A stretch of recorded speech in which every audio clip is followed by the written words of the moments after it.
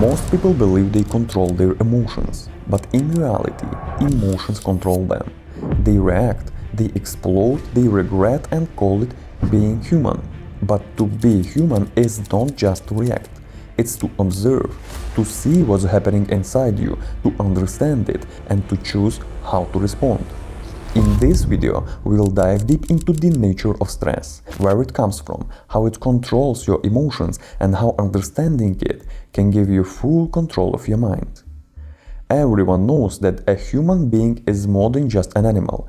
We are biological, but also social. We have instincts, primitive urges, and irrational impulses. But unlike animals, we can control them. To live in society, you need more than instincts. You need awareness. You need the ability to restrain, to communicate, to think. People often call a confident man an alpha, but in reality, the true alpha is not the loudest, it's the most conscious. A truly strong person is one who acts through reason, who can analyze people, situations, and even predict consequences. To be rational means to put mind above emotion, because emotions, when uncontrolled, make us slaves of our instincts. Emotional stability is not coldness, it's mastery. It's the ability to stay calm when others lose control. And as entrepreneur, I can tell you, in a world of endless competition, that skill is everything. If you cannot regulate your emotions, you burn out, you make impulsive decisions, you destroy your focus.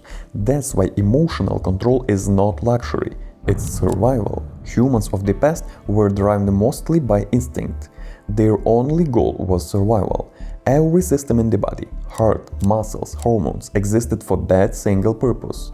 And one of those ancient survival mechanisms was stress.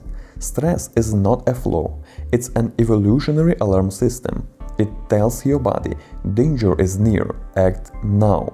In animals, stress triggers two simple reactions, fight or flight. But in humans, it's more complex, because we cannot always fight or run, we have to think.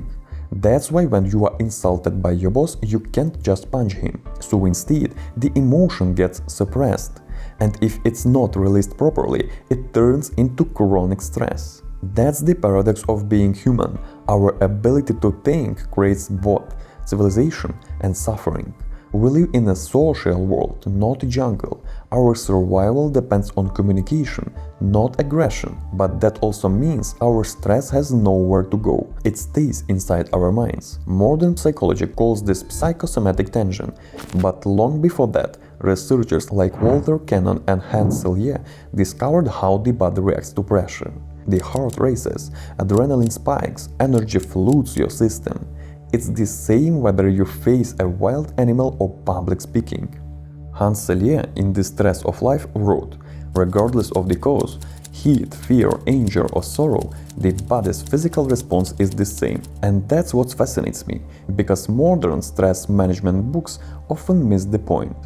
They make people overthink their emotions, and ironically, that creates more stress. So instead of chasing perfect calm, focus on developing the traits that naturally make you stress resilient. First, healthy self-esteem. People with solid self-worth suffer less from external pressure. Most modern anxiety comes from comparison, from beauty standards, wealth, or social validation, but real confidence comes from your inner competence. Second, strong motivation. Those who have purpose adapt faster to stress. Purpose transforms pain into fuel. Third, independence.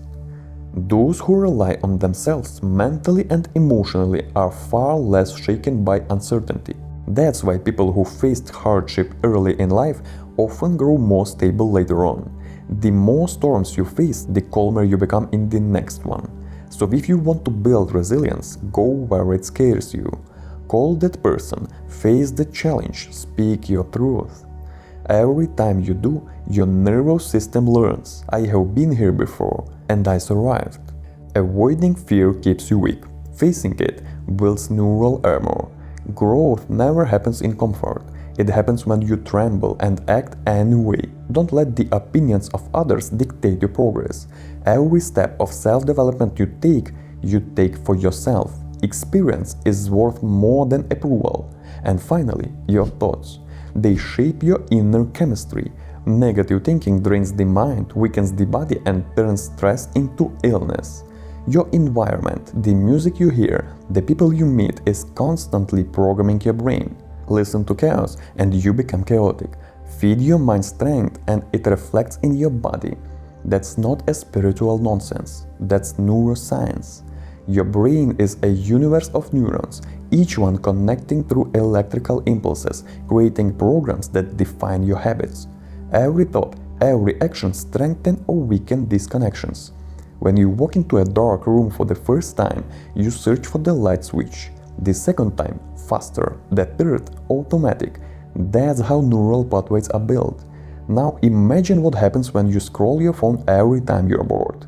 That too becomes a neural pattern, a reflex, and the only way to break it is through conscious repetition of better habits. That's why self-awareness matters, because most of what we call our life is just the repetition of mental programs, and the moment you realize that, you can rewrite them.